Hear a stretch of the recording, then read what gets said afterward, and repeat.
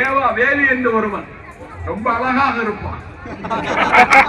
ஆண்டுதோறும் நடைபெறுகிற ஆணழகன் போட்டியில் அவன் தான் தங்கப்பதக்கம் வாங்குகிறான்.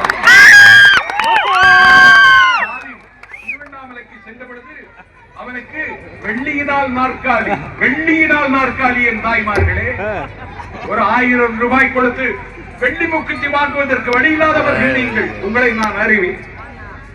முதலமைச்சர் ஸ்டாலினுக்கு வெள்ளியினால் நாற்காலி.